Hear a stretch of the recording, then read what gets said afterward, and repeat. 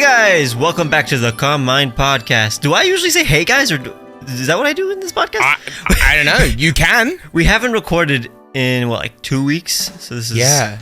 This Things is new. have been messed up and different. Thank you for everyone who checked out last week. We did a sort of live Q&A for the Calm Mind Podcast. It wasn't really a proper podcast episode. We wanted to take advantage of the fact that we were both hanging out in the same space, and getting tech working was not good. You are still here, though, right, as we're recording this? I am currently recording in Toby's best friend / roommate's room. It is a mess here. I'm going to call Dan out. What? Dan, what the hell? What is this? There are like 50 wires under your desk to 2 different CPUs, and there's literally no room to put my feet. And there's also spiders, but we'll talk about that. We'll talk about the spiders in the UK. We'll talk about British spiders soon. But why am I here, you might ask? Well, hang on. No, I could... why are you here? You know why I'm here, Toby. It's the viewers that are asking. I'm here because I went to the Pokemon World Championships in London, England. It's a London noise. I don't know. Is it? That sounds like a London noise. You guys use trumpets here. How was your time? I also, coincidentally and entirely unplanned, I also went to the London World Championships. How did you find it? Oh, we'll talk about that too. We're just setting up. And then after Worlds, which was like a whole weekend, like a long weekend, I stayed at Toby's house for another week, and we toured basically all the cool stuff in southern England, and also Wales. Went to Wales too. Wales was the best thing ever. Again, we will talk about that in the podcast. This is the intro still. This is just the precursor to a very good episode. Preamble. I'm looking forward to it, because this is one of the first times where like I actually did things and I have things to talk about in a podcast. Yeah. Usually it's like I just sat in my room. The thing is, though, we use the podcast as a way of catching up with each other because we don't get to talk a lot during the week, but we've been talking non-stop this week. We've hung out too much. So, like, we've hung out way too much. So, like, this is like, we're not catching up on anything. Too much touching. Too much. You come too close to me. You're in my house. You got problems with my cables, or you got problems with Dan's cables. But so we've not got much to catch up on, so to speak. But we do have stories to tell. Stories to tell the audience, I suppose. Goofs and gaffs. Gibbs and gobs. Slug and lettuce. That was a pub you came to. You came to the pub. If you guys don't know, every single pub is just... The name of the pub is usually just a word and a word. Like, Hare and Hounds, Crown and Ball, the Queens and King, I guess. I've never been to any pub. I've never experienced anything British except for the English language. And tea. Although tea is not really British. Tea is everywhere. Every country has everywhere. tea. But we like to have a sort of level of ownership over it, I think. We like to pretend. Which is weird, because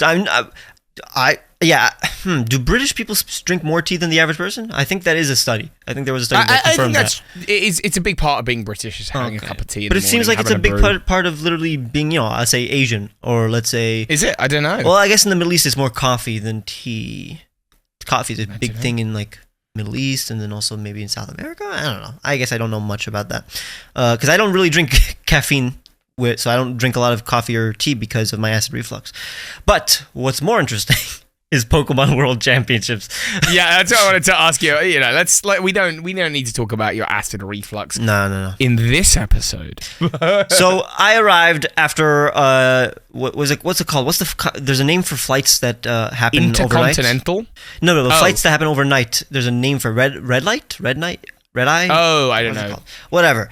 I flew during the middle of the night, and I didn't get any sleep. So after like 36 hours of no sleep, I arrive in England, and I'm jet lagged like crazy, and then I automatically have to now go to this like Pokemon World Center, like the Pokemon Center at Worlds, and look for things to shop, exclusive stuff, and also I was invited by Pokemon to Worlds, so I got like me and Toby got our like green rooms basically, where all the creators can go to hang out whenever they're overwhelmed by the event. Like you're constantly meeting fans and viewers and other YouTubers and other creators, like probably 200 a day. So like every 30 minutes, I need to decompress. And I was very grateful for those green rooms with some snacks and. The green rooms were great. My weekend started just fractionally before yours because I actually came up to London the night before. Yeah. And I got to meet Dobbs for the first time in real life, which was lovely. Leon Hart was there with a bunch of his friend. And, you know, all really nice, just brilliant people.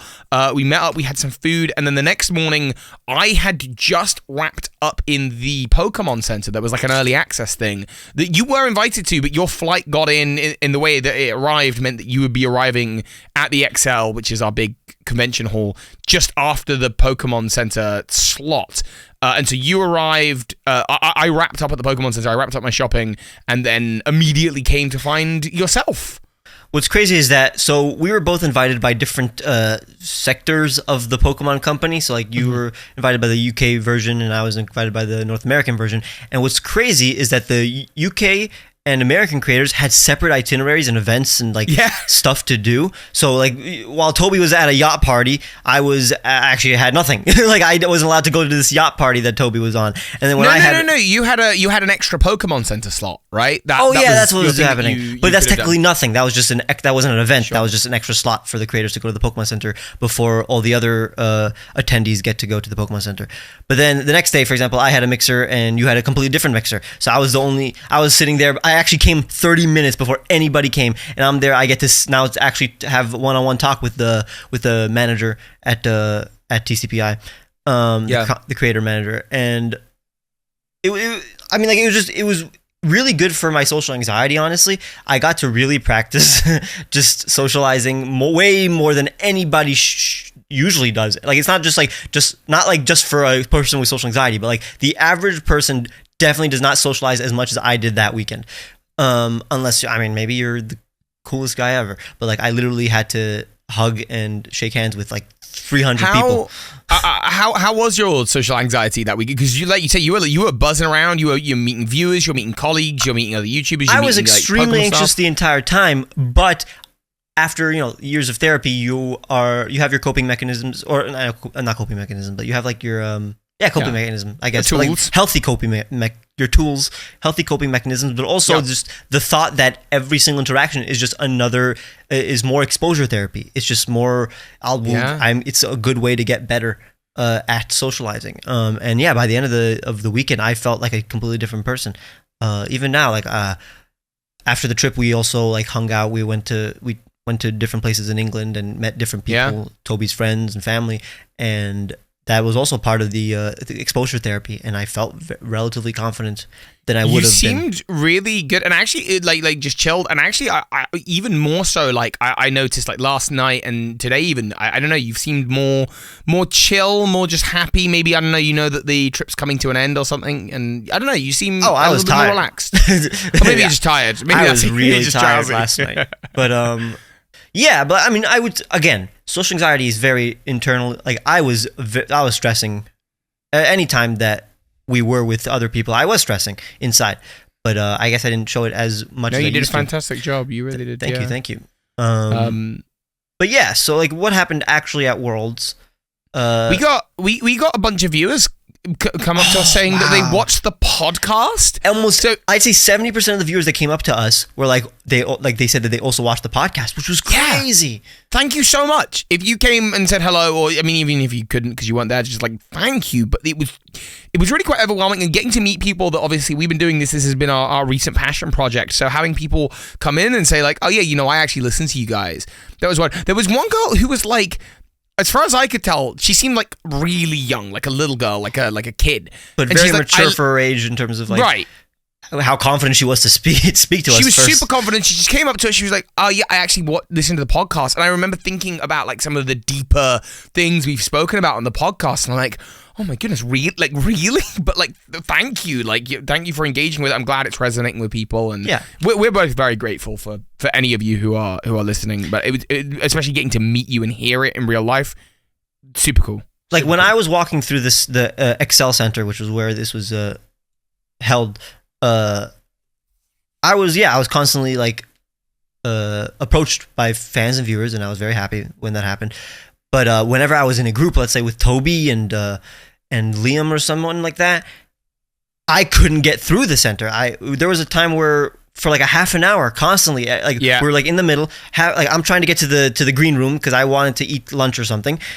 And because I'm with Toby, anytime someone approaches Toby and tries to get a picture, he's like, by the way, I'm with True Green 7. And then they turn around like, oh wow, I'm also a fan of you. And then they have to take a picture with me. And then another person approaches me. So for 30 minutes, I think I met like 50 to 100 people in 30 minutes. The most I've ever met at one time. It was crazy. It was a cool experience. It was definitely positive.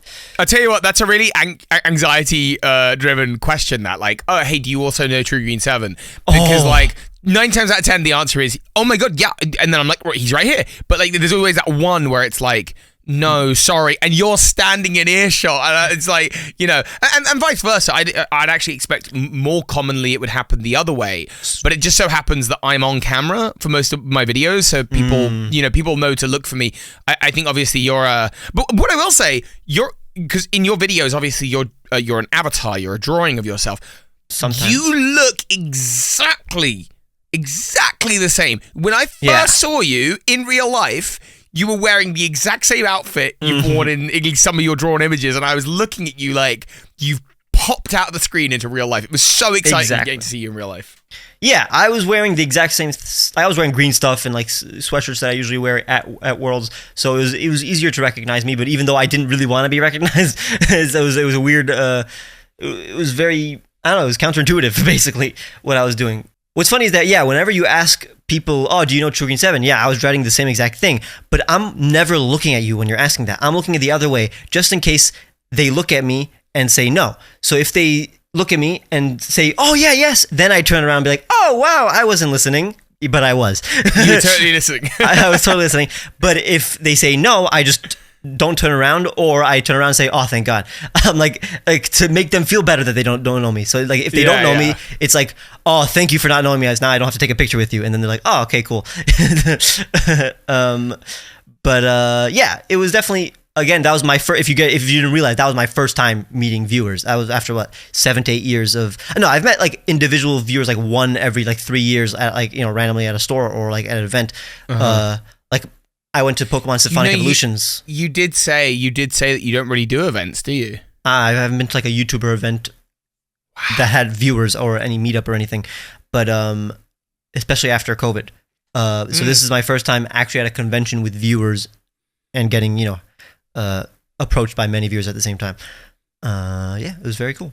Cool experience. It was an incredible experience. Oh, I hope you liked it, because like for me, I get a lot of a buzz out of like, oh, I'm a rock star for a weekend. Like just for a weekend. I'm like, I'm kind of cool. And then, and then I go back to real life and people are like, Pokemon's still a thing. But then like, but then well, honestly, it's the opposite. Wherever we went, when we were touring different cities and stuff, there was always some kind of Pokemon thing. Pokemon really is a thing. Pokemon really is the biggest thing. It's true. There's always some kind of Pokemon merch or Pokemon cars or Pokemon bootleg stuff everywhere I went. And I wasn't even looking. I wasn't looking for it. You guys were. You and Toby and Josh were looking for it. Josh was Toby's very good friend, now one of my good friends, and the guy who was driving us everywhere. Thank you, Josh. But yeah, you guys were obsessed with finding Pokemon cards, and they were obsessed with also Pokemon Go. So Pokemon was always a big part of the trip as well, even after Worlds. But yeah, I was just surprised that it was even in a different country, Pokemon still is big. We love it. Makes sense. We love it over here in the UK.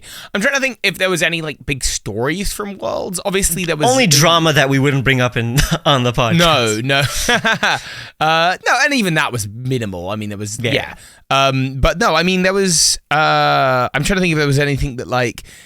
As fun as it was and as big as a celebration as it really was work though. It was, it was going to, and obviously they were very kind. The Pokemon Company were treating us to lots of PR events and stuff. But obviously, a big reason that we get invited to those things is because, we intend to post about it and we intend to get involved and like think about how we're going to turn these things into videos or content or that kind of thing. And between that and meeting viewers, like I've definitely came out of the experience of Worlds drained and tired and like in need of like, and still need, to be honest, like a week in bed just to unravel a little bit. But we couldn't do that because we've then moved straight into a week of traveling, which has also been lots of fun. But I'm still tired, dude. Yeah. And remember, there were a few times where I was in a group of people and I said, hey, I gotta go to the bathroom. I was lying like 30% of the time. I just was overwhelmed socially and That's I fair. needed to like get 5 minutes to myself. Yeah, but I mean, that's a healthy I did that thing, as well. I'd say. Yeah, I did that as well. You can't be 100%. around hundreds of people for 5 days straight. Every second. But yeah, it was definitely a completely positive experience. And then there was one day that you and I and Prima Diva went out and We saw the sights of London. saw Yeah. the sauce. London was very not underrated. It was honestly maybe slightly. Oh, sorry, not very. It was not overrated. It was underrated, honestly. All the Great. sites that were in London, I think, were my favorite stuff. Not my favorite stuff, but like it were things that I didn't. That weren't underwhelming. Like Big Ben was honestly, and the Parliament, the House of Parliament, and the London Eye, and the Shard, even and London Bridge, and the Tower Bridge, and yeah, those were all like a spectacle. What was your favorite thing about London? Favorite thing about London was how diverse the buildings were. Like in New York, yeah, you got some different buildings, but this is a positive and a negative. Everything's a grid, right? Which I like. It's very easy to navigate. Let's say New York and let's say Manhattan and Brooklyn, for example. But the buildings are pretty much similar, and the areas are pretty much similar. Maybe just more income or less income, but it's like, yes, if you look at the details of the architecture, it is different architecture. But you don't have like ancient buildings and then completely modern buildings. They're all relatively within the same century, basically. Yeah. Or most of them, because all the old stuff was basically torn down and just made anew. While there's some hints of old stuff for you, but also like again, it's not a grid, so like each section of London is really, it feels like a different Very thing. different and very webbed. Yeah, we discovered, I'd never been before, I'd always wanted to go. We went to St. Dunstan's in the east, which is, it's close to Monument, which in itself is ridiculous. The Monument at Monument is huge. And didn't you say it was as tall as the Statue of Liberty? There was just a random obelisk in the middle of of London.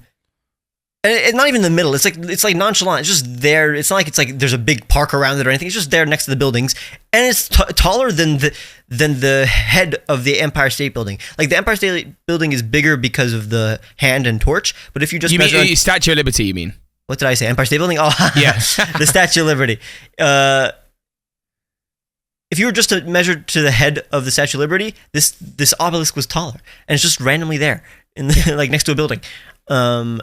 So yeah, there's just a lot of hidden stuff, a lot of like underrated things, like all the cool and famous things in New York are basically the things that look unique and different. While there are a lot of hidden gems, obviously, in any city like New York, but they don't look or seem out of place. They're just like there.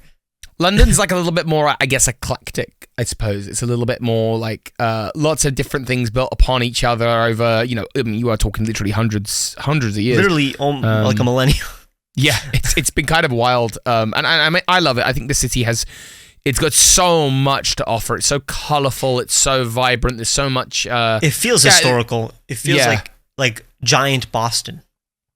Oh, okay. I'm looking forward to, because I've never been to New York and Boston. I think, at some point we will do, eventually, I pinky promised with you. I said before I turn 31, I will come, and I'm 28 now, I will come over to the US and we'll do Calm Mind over there. But I'm looking forward to seeing the city, because literally everywhere we went, you were like, that's different to New York because of this, and that's different to New York because of this, and that was really fun.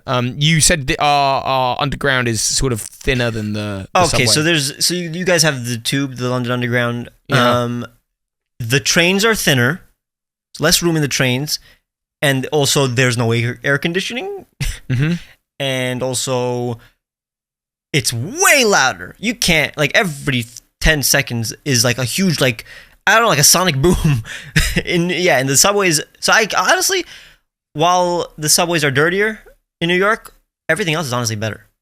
Maybe the prices are worse. I don't know. But that's the only thing that was slightly more superior. Also, there was like, we have a lot more timers on the crossing. Oh yeah, thing, on the road crossings. Yeah, you have the timers. We don't have a huge the lights. amount of them. And what else? What else is better in New York? Again, the grid. The grid is way easier to navigate Manhattan. And also like the borders, like it's easy to tell when you are in New York City and not in New York City. While London, there's no like easy to tell borders for an outsider. It's like, true. I don't know when I'm outside of London and when I'm not. Yeah, that is a, I mean, Primo made the mistake. She landed at Stansted Airport, which is like kind of London, but kind of not really even remotely London. Is Heathrow London? I think Heathrow's London. Yeah, Heathrow's but that's London. crazy. It didn't feel like I was in London when I was in Heathrow. But again, there's a tube station at the bottom of Heathrow. Oh, that's true. You're right. You right. get the tube in. So cool. Yeah, no, but I know what you mean. Like again, it's just so far spread, and what you consider London or not, it is quite bizarre. And also to the British people or to the people in London, I know that there's the Elizabeth line, which does have air conditioning. I unfortunately did not get to go through it, but I really wanted to. Yeah. I still haven't been on it. I'd love to at some point. I'm sure I'll We're get supposed to. Yeah. It's relatively new. We went from London. We came back. Down to where I live. I mean, we're gonna complain. I'm gonna complain about this because the next. After we talk about Worlds, we're going to talk about my trip in general and my stay in the UK. Oh, sure. But okay. A precursor to that is just the fact that there's no AC here, including like the famous buildings and like museums. I thought I was going to go into a museum. We went to like 2 museums. I thought I was going to enter, finally escape from the heat, get some AC. No. Like even the museums don't have AC? I don't understand that. The only places are like the very modern buildings, like the Excel Center, the hotels, some of the hotels. Yes. No, it's not a common thing here, to be honest, and I wish it was. I wish it were. I think it's going to go the way that AC is going to start getting installed everywhere because it's getting hotter and hotter. But we were. I mean, Worlds was over the. It's funny because you were complaining about it and you were saying like, it's so hot here, and I'm like, yeah, but like you visited in what is probably one of the hottest couple of weeks of the year. Actually, no, I didn't. So there was a heat wave the week before I came. And then I came for the Americans, 75 degrees every single day. It was the coolest thing ever. I came at the perfect time. And let's say there was a day that we didn't want to tour or go around. It rained on those days. Well, the days that we went outside, it was gorgeous. And here's a positive thing, a very positive thing. So it could be a negative thing if you're caught in bad weather, but there is always like clouds, like dramatic atmospheric clouds in the sky in England.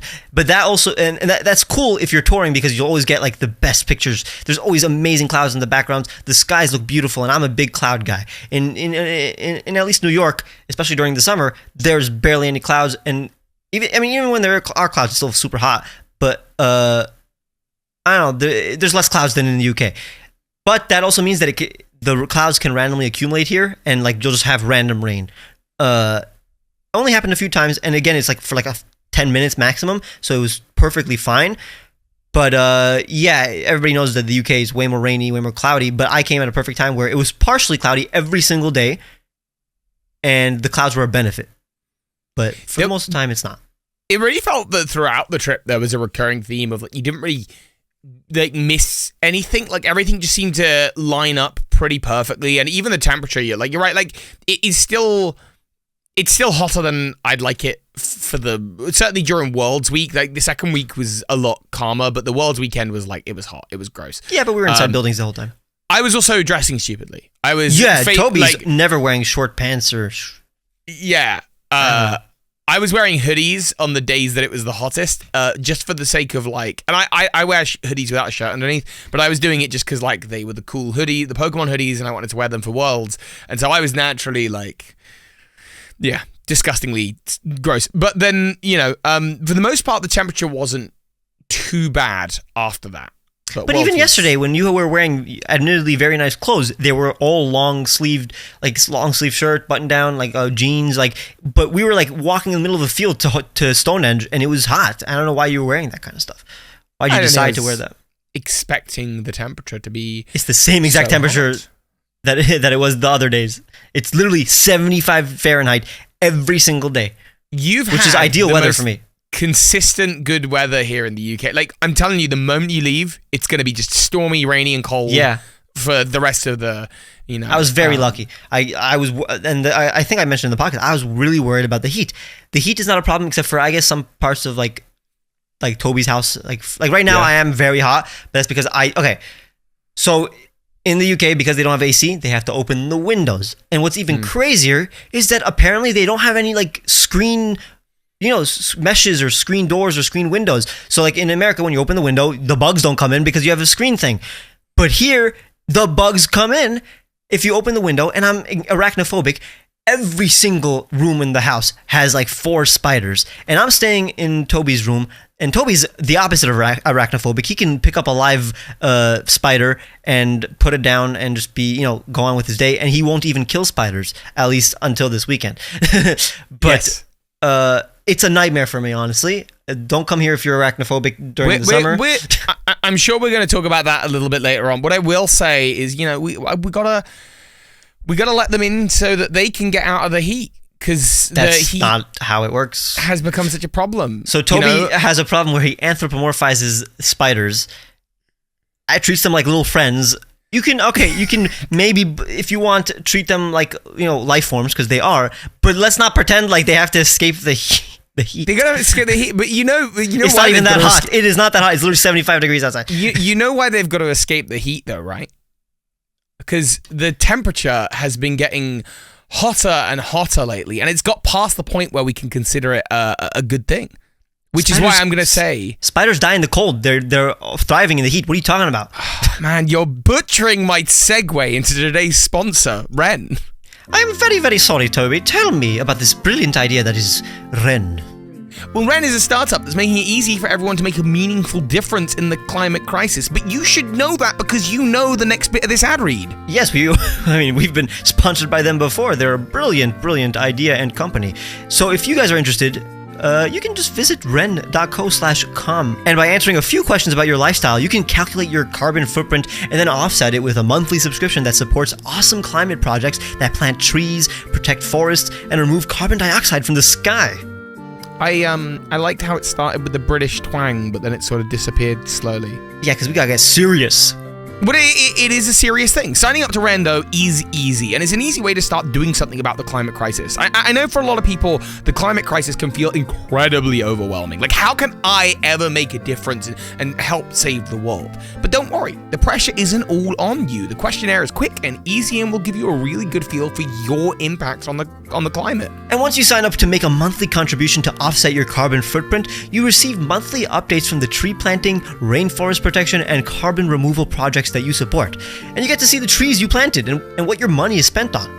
And what's more is if you sign up to wren.co/calm, that's Wren, WREN.co/calm, Wren will plant an extra 10 trees in your name. That's a whole 10 times more than they would have without you signing up. So you can see how you can begin to make a difference. So sign up to wren.co/calm today and find out what your carbon footprint is and what you can do about the climate crisis.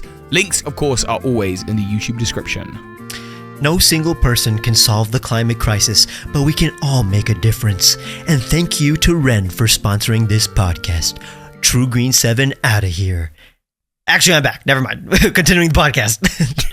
I liked that you went through a few ranges of character there. You went, you were British at first, and then you were very serious, and then you were, I don't know what that was at the end, but I'm glad to have you back. My regular run. Yeah. A lot of people have asked, like, hey, Ron, are you now going to move to England? Like, you must have enjoyed it, so much because it's so different and so more whimsical and fantastical than the United States. And because a lot of my friends are here, actually.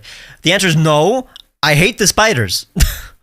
Are we going to talk about the spiders before we talk about the rest of the trip? No, let's talk about the trip. And then, because every time when we're touring, we come back to Toby's house and decompress. So that should be at the end of the awesome touring stories. Sure. So after we left Worlds, we made the 2-hour trip to where Toby lives. Should I say that you live 2 hours? I live in a little town in Hampshire. I think most people know it, but I won't actively broadcast, but I live in a little town in a place called a county called Hampshire. And it's kind of I don't know how you describe Hampshire. There's a little bit of farmland nearby. There's kind of foresty areas around. There's still some cool towns and cities, yeah. Well, it sounds like any place other than the main cities is basically just rural area, not even suburban. It's basically between London and, let's say, Toby's place, it's all farms. And even at Toby's place, it's basically way more rural than the average suburbs of the United States, and it's pretty crazy. All the houses are brick there is no way. So in America, or at least where I live in New York City, okay, not New York, let's say not Manhattan, but let's say the suburbs of New York City, for example, or anywhere else other than the main cities. Mm-hmm. The houses are made of concrete like base, then wooden beams, then not wooden beams. They're not. What are they called? Not beams. Studs. Yeah. Wooden studs. You're a stud. Thank you. Then insulation, and then drywall, and then on the exterior, like side paneling, right? So like I don't know what it's made of, honestly, but like not brick. Yeah, it looks like plastic, but I don't think it's plastic. But it probably is plastic. Whatever. That's perfect for most weathers. You know, you have AC also in these houses, so in the summer and winter, it's not too extreme. The indoors, it's very nice and temperate. But in the UK, everything's brick. Yeah. In every house, look, every house from 2 different cities is brick. I thought like if I go to a different town, it's not going to be the same. Nah, it's all brick. And if you like brick, it's nice. I mean, it's nice for a few. Some of it looks like Brooklyn to me, but no, I'm very much used to like the American style house. Did you when you were going around get a real feel for like, oh, that's the Galar inspiration? Like, was it really clear for you? The farmlands were beautiful, and again, so you have farmlands obviously in the United States, but they're mostly on flat land. I assumed like Kansas is very flat, let's say, and you know there's farms relatively near me. If I go to Pennsylvania, I'll see farms, but no, all the farms here are on hills. They're so picturesque and beautiful, and it looks like a video game. It looks beautiful. Farms, and you know, like you'll see like the cows on the hills and like the sheep on the hills and horses. It's very beautiful, but at night it's so scary because it's completely dark. Like there are no lights in the highways or the roads. There's like reflectors, which is cool, I guess. It's nice, but anywhere near me, every single 5 minutes, there's going to be some kind of civilization. Like, for you, 30 minutes straight of dark, lightless farmland at night. So when we're driving at night, I'm super anxious because I'm in a different continent. If I get lost there, that's it. I'm done. I mean, I could walk for like an hour and then find a pub and then call you. I noticed there was a bit. We went to my local gymnasium to see if they had the trampolining, and it was at night. It was dark, and I was quite happily just, you know, I know the area, and I'm just like plodding around this building at night, and you're just like, oh, it's a building at night. I can't see anything. Toby, where'd you go? And I'm just like, I'm here. Toby, cool. and Toby's not afraid of the dark at all. I am a little bit, and he's literally entering pitch black. Well, that probably popped the mic. Pitch black. Like corridors and alleys. Like he's trying to find an entrance to this building, and he's entering this pitch black. Like again, you know what Vanta Black is? It's like yeah. Like you can spray paint objects with this like black paint that makes that absorbs like 99.999% of light. So it's like as if it's this black void. So that's what Toby's entering, like this black void. Whenever he's going and looking for this entrance, by going inside these alleys. It was scary. But I took him to some pretty dingy places, but go on.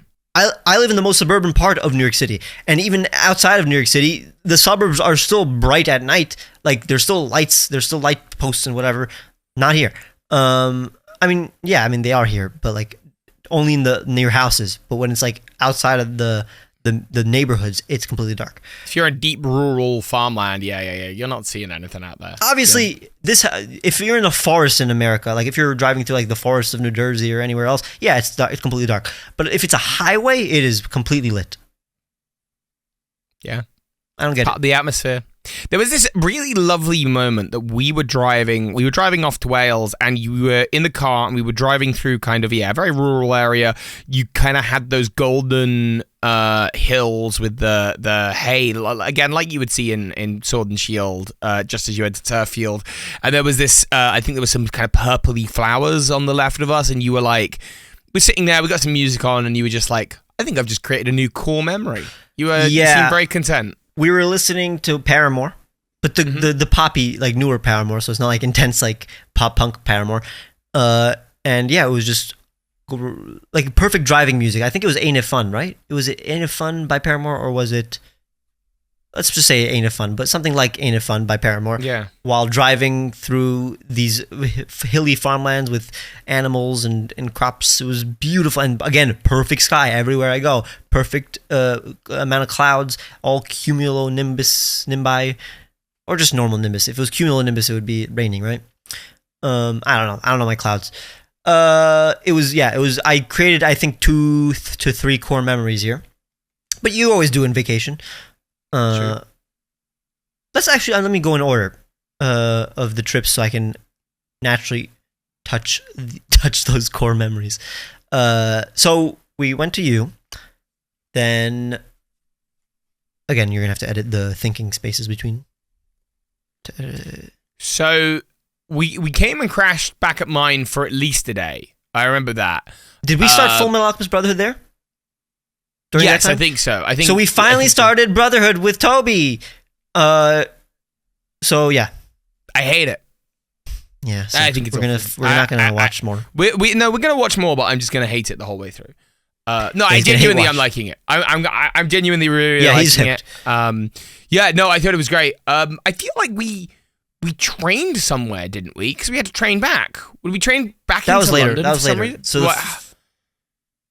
I'm lost. I'm confused. I don't remember. The last few days have gone by. Let me just look at my pictures. I can literally just look at my pictures. That would make sense. We took a lot of photos, which if you're following us, by the way, you should definitely be following us both on Instagram and Twitter, because that's where we're going to be posting, the goings on of the trip, and there should be a lot of photos there. So the first place we visited, we went into town, and then we went up to London. So wait, on the way back to your place, we visited Windsor. And again, that's right, we did. That was really random. Any small town tourist destination in England looks like a nice village, and again, for me, like a fantasy land or a video game, it's so beautiful. You said that Windsor High Street looked a lot like this was like a theme park. Yeah, especially since I think it's for the Jubilee, but a lot of these towns have now flags and like flags in the main square. Yeah. And it looks like there's a festival always, and it looks like I'm walking through Disney World, especially because in Disney World a lot of the main squares, they have like European like buildings, because that's where most fantasy stories are from, at least in the West.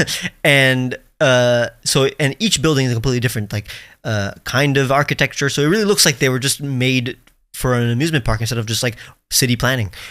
Mm-hmm. But yeah, that was the first day, and then the second day we were at your place. We were just chilling out and watching. Just chilling out.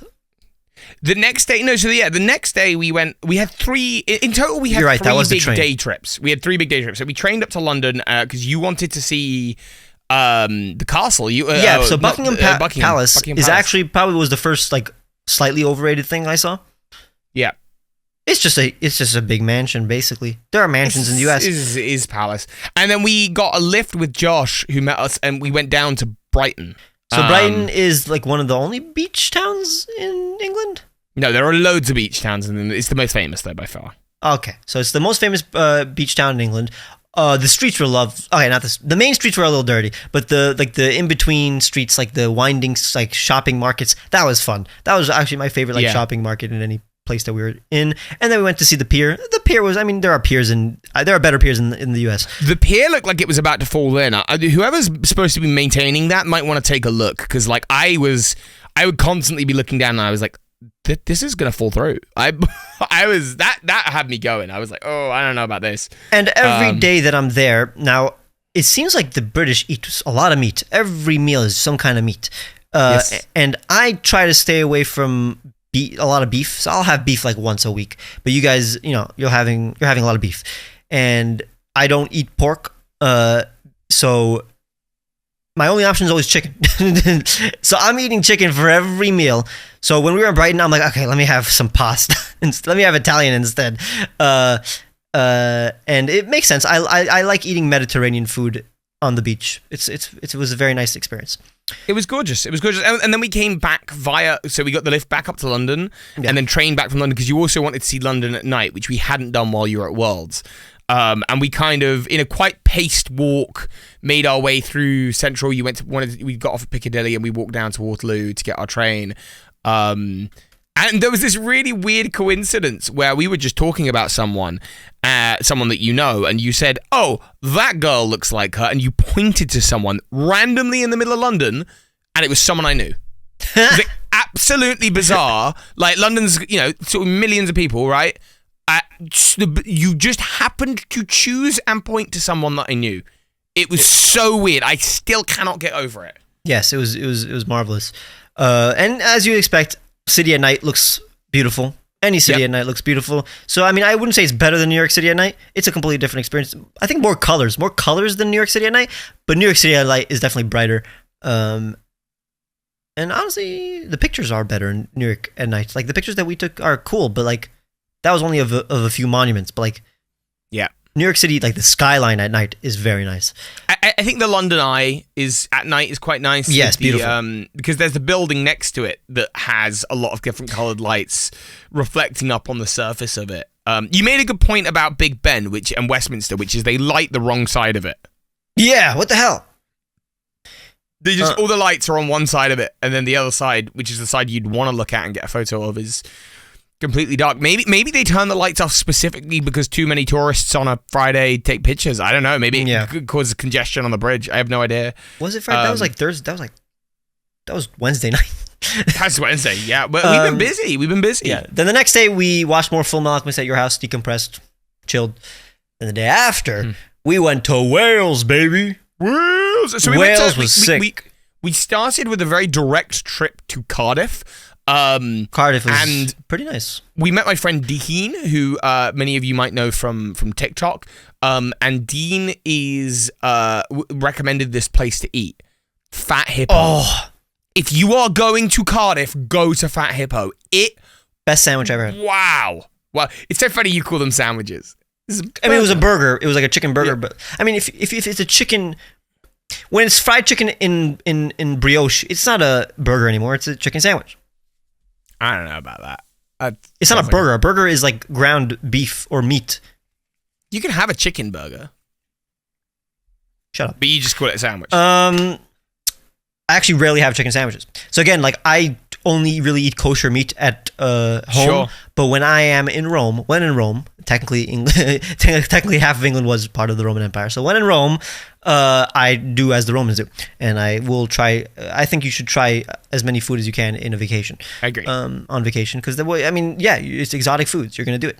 You have to experience life. But again, if you're very religious and we went. So I did a video a little while ago about the Darkest Day in Gala, and it was filmed in a castle. And I was getting the inkling that you quite liked castles.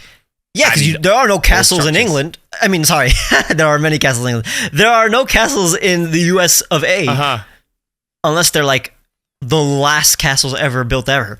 There's probably castles in like Canada. But yeah, so we went to Wales. We went to Carefully. Is that what that's what's called? Yeah, right? I pronounce it wrong. It's Carefully. Carefully. I don't know. Carefully. I don't know. Welsh. It was the single best thing I've ever seen. The castle, the area of the castle. The castle itself is a very, very nice castle, but it's the area. Imagine castle surrounded by the castle town with nice shops and nice flowers and greenery, and then the whole area surrounded by farmland, hills, again, not just flat farmland like in the USA. These beautiful hills. God damn, these pictures are amazing. So yeah, the castle was in the valley. And also was there a moat? There was a moat. There was a moat. There was there was water surrounding. It was the ideal castle area I've ever been in. Like, I mean, I haven't been in many castles, but I don't think anything can beat that. Maybe Versailles. That's not a castle. That's a. Do you wanna expose me for the rude thing I said on the phone? What? Well, I called up the castle to see what their opening times were. That was hilarious. I did a blunder, okay? And I want to acknowledge it, but I want to put it out because it was so funny I have to share it. And I feel awful. This person's not listening to the podcast. If you are, I am so sorry. I called up the what I thought was the castle, and someone answered the phone in Welsh. For those of you who don't know, Welsh is a separate language. They have a separate language that they speak, but most people in Wales speak English. And they answered the phone in Welsh, and I meant to say, I don't speak Welsh, or rather, could you speak English? But I skipped the words "could you" and just went straight to "speak English." Do you speak English? And I just got back this, I can. I was screaming on the inside of my head, like, I'm so And it wasn't even the correct number. So we're calling to see what time this castle closes. And Toby just calls this random woman. She answers in Welsh, and he's like, "Can you speak in English?" No, it wasn't even that polite. It was just speak English. It wasn't meant to come out like that, but it came out like that. I felt so bad. I was sitting there, like, just dying in the back of the car. Like, I'm so sorry. I've ruined someone's day. So if you are listening to the podcast, which I know you're not because you can't understand English, you understand and speak it very well. Yeah. I'm so sorry. I'm so sorry. But it was so funny. But I'm glad we did get to the castle. It was open, and I was so glad because you seem to enjoy it so much. And to be honest, you're right. It is picturesque. It is stunning, that castle. Yeah, I will post pictures on social media. And after that, we went back to England and went to, I think, my favorite city in England, which was Bath. Bath is the inspiration for Circhester in Pokemon Sword and Shield, and it looks exactly like Circhester. If it was snowing, that would be objectively my favorite town ever. Imagine the city full of white stone houses surrounding these Roman baths that are, like 2 centuries old? Not 2 centuries, 2 millennia. 2 centuries. 2 millennia. So these ancient baths, which is exactly, just like in Circhester, there are these steaming baths. Honestly, it looks exactly like that. It's probably the most accurate to the Pokemon version. It looks exactly like how it does in Circhester. So that's what we went to. And imagine also Circhester at night. You know how peaceful and tranquil and just like beautiful it looks. Beautiful. That's how Bath looks like at night. I've been out there during the snow, and I've been out there over Christmas markets, and I just think it's the most gorgeous place. If I could retire anywhere, if I had the money, I would retire in Bath. Yeah. I think it is beautiful. And we timed it perfectly. We arrived, we had a completely full day, and we arrived there at sunset. So the sun is making all the white buildings golden. I gotta give the hugest shout out to Josh, our friend PSA Pip, who just drove us everywhere. What a trooper. He was just like, every day he was just like, give me a postcode, we'll go, we'll make it happen. And he made this trip happen for you, certainly, and I'm just very grateful. Yeah, my trip would literally be 30% of what it would have been if it wasn't for Josh. Literally. And imagine, I spent so much money on this trip. Imagine if I didn't get to actually see all these sites. And when you come to New York, don't expect me to be a Josh. No. I can drive, but I can't drive far like Josh. I think hours. The difference is when I come to New York, like, I want to stay within New York. Like, I don't really want to go anywhere. Okay, yeah, else. cool. Like, yeah, you don't have to go to Boston or DC or everywhere. It's like if you came to London and just wanted to see London. That's what it would be like. The difference is I don't want to see these other places. It'll only be like a week maximum. Like, I was here for 2 weeks. Yeah, for sure. Yesterday was our last kind of traveling day, and we went to, where did we go first? We went to Stonehenge. Stonehenge. Oh, right. Yeah, we did. We go to Stonehenge. Yeah, we went to Stonehenge. And actually, what did you think about, like, the paid view of Stonehenge versus, because we didn't pay in the end. So you could pay and go in and go relatively close to Stonehenge, but then you can go on this separate path, and you're literally just, 50 feet away from where you would be if you paid? Yeah. It's 150 feet. But again, the pictures kind of seem the same. I didn't have to pay like $30 or something, I think. Something like that, yeah. Which was cool. Got a little punnet of wild picked strawberries and blueberries and raspberries and things as well. Oh yeah, that was cool. Nice. And there were lambs. There were sheep right near Stonehenge. Tell you what, because I've been showing you the sites of what they made into the Galar region, and then I've also been obviously doing that. I'm walking up there, and you do this thing, which I love, by the way, where you play Pokemon music wherever you walk. Yeah. And it feels like so immersive, and I'm looking at this region, and I'm like, oh my goodness, I really do live in the Galar region. Like, this sheep, I'm just like, they're Wooloo right there, and there's Stonehenge. Imagine if Stonjourner was up here.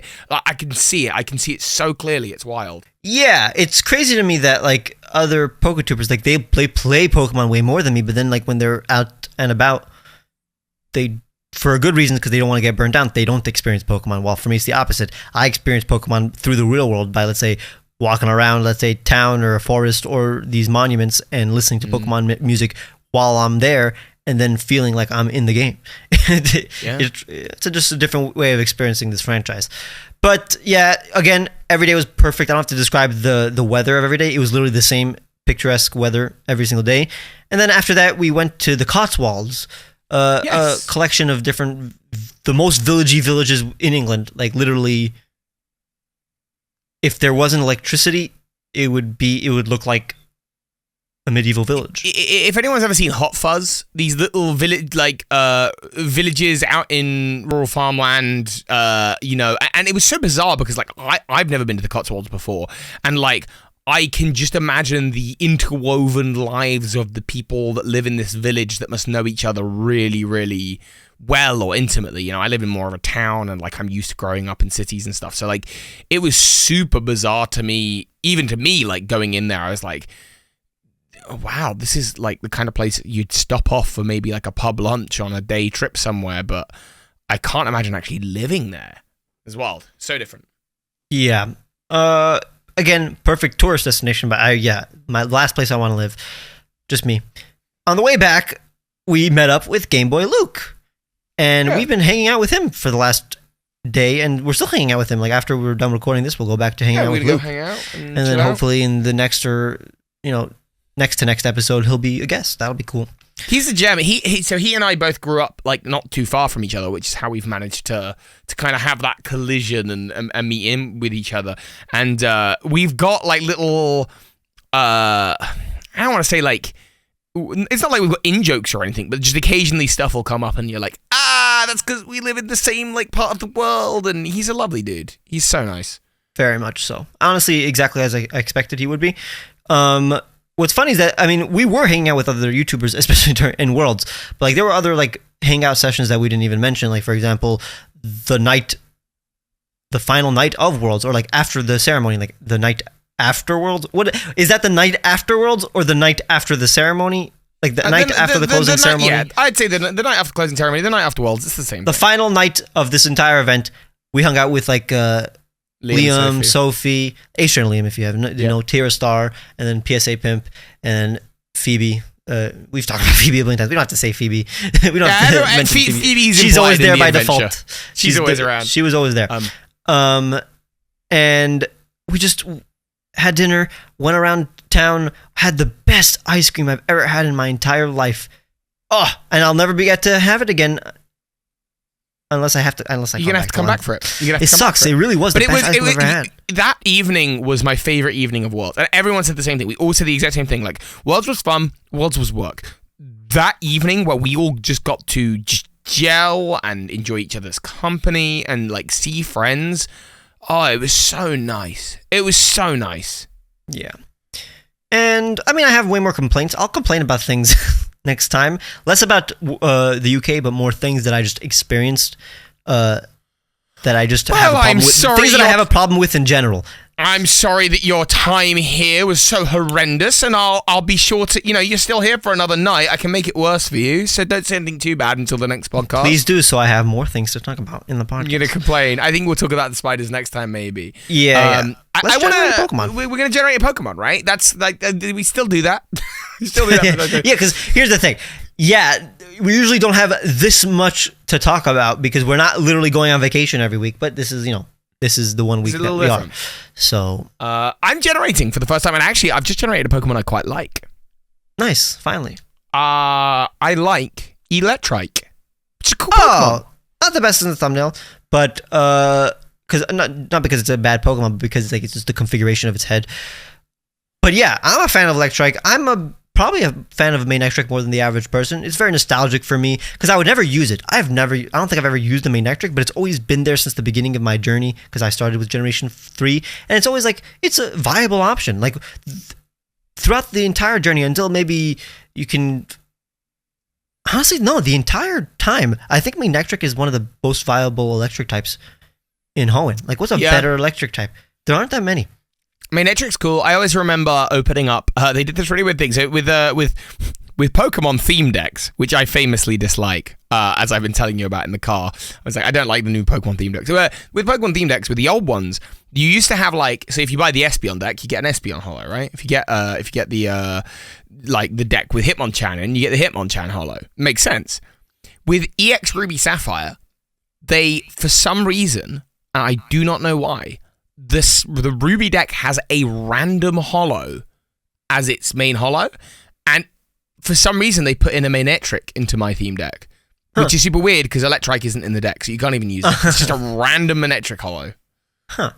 And you hate theme decks. I hate theme decks. Toby has this let is us just know. a weird in-joke that isn't going to translate to the podcast at all. Throughout the trip, Toby was just talking about how he hates the theme decks. I like Elite Trader boxes, I like booster packs. I hate theme decks, but man, theme decks. I like how Manectric and Electric aren't just literal dogs with electricity, like, for example, Yamper and that line, or any other dog line. I love all the dogs in Pokemon, but they really look like just dogs, while Manectric is more of a wolf, maybe a maned wolf, while Electric is probably a wolf pup. Yeah, I guess. But still a dog. It's like the least canine-looking canine in Pokemon, and it's very unique and crazy looking Electric. We generate Electric, right? So we should talk about Electric. Yeah. But like, it's really the weirdest kind of translation of animal to Pokemon in all of Pokemon. Am I right in thinking that in Ruby and Sapphire, Watson doesn't use an Electrike or a Manectric? I don't care. I think it does. No, I think it uses it in Emerald. It definitely uses it in Emerald. It did, yeah. That always was. I'm glad they fixed that for Emerald because that was always super weird. Like Electrike is encountered on the route before you go to the Electric Gym. They do it in every region. There's like half of let's say a third of the gym leaders don't use a Pokemon that you think they would. Yeah, super bizarre. Super bizarre. I'm a big fan of the color scheme of this line, and also how their mouths, or at least Manectric mouth, looks like a crocodile clip. Yeah, I see that. So like the thing that you would hook up to ground or electric. So it makes so much sense, and it's very unique, very original, and very clever. What do you think about Mega Manectric? I like it too. Like just a huge thunder dog. That's so cool. Yeah, I think I prefer the original, but I feel that. Don't know which one I prefer. I think I like them equally, honestly. You know, we have the ability, 1 in every 10 podcasts, to generate a second, like a replacement thumbnail Pokemon, and we haven't done that in the last 10 episodes. We have the option to we already just talked about Electrike for a long time. We could talk about another Pokemon. We have the power. I'll save it. But it's 1 in every 10. This is episode 19, I believe. We can... So can we cash them? Can we bank them for later? We can bank them. We make the rules up, so I don't know why I'm so shocked. It's great. It's not that we only get to do it 1 in every 10. It's that 1 in every 10 we get the ability to now start doing that. I like that. I like that as a retconning of the rules. It's not really a retconning. It's like a extra explanation of the mechanics. Yeah. Like we did it 10 episodes ago. Did we? When did we do it? I don't know. Like whatever. We probably did it more than 10 episodes ago, honestly. But we can't do it during that. It's a cooldown period. You know what I'm saying? During that cooldown period, we can't do it. But after that, we can do it any other episode. Any episode we want. I appreciate that, yeah. Yeah, so Electrike. I want a dog. I like when shows, podcasts explain the mechanics of things and you get to learn the new rules. This is a cheeky segue into I'm enjoying Full Metal Alchemist. Brotherhood. The Carmine lore. The Carmine lore. We're establishing rules, but we're not technically breaking the rules. We're blowing your mind by revealing what the truth is. And I'm currently, how many episodes into Brotherhood am I? 15. So 15? He finally got hooked by the 14th episode, which reveals a lot. He saw all the famous memes so far. Yeah, like episode. I think we did the first sitting was like the first 8 episodes, and by the end of that, it's not that I wasn't sold. I was enjoying it, but I was very much like, okay, it's an anime. I don't. I'm not like in love yet. I don't really care super much. Somewhere between episodes 8 and 14, I've gone, ooh, now I really am looking forward to seeing what's going to happen next. What's happening with these characters? Where are they going? What are the story? Like, I'm really invested at this point. And today we're going to go through the next 4 episodes. Like, I'm going to end it at special episode 19. A lot of people's favorite episodes of this arc. Wow. And you're going to definitely be in love with the show by then. We're definitely going to try. We got a pretty packed day. In fact, we should probably try to wrap this podcast up very soon so that we can watch more Full Metal Brotherhood Alchemist. Full Metal Alchemist. I love saying that twice. Full Metal Alchemist. You have to say it twice. You can't say it once. You can't say it once. It's against the rules. But I'm very much enjoying it. I'm glad you've enjoyed your stay in the UK, your trip over. Yeah, I'm leaving tomorrow, really. if anybody did not realize. Yes, and I'm going to be sad to see you go. You know, I love to see you walking towards me, but I love even more to see you walk away. I think, is that the saying? That is the saying. That is the saying. The question is, do you say that to me? I didn't think about that. I definitely say it to you, because Toby, if you guys didn't know, is dummy thick. It's a podcast. They don't need to know that. They don't need to know. I finally found out the truth within the truth. Full Metal Alchemist. Full Metal Alchemist.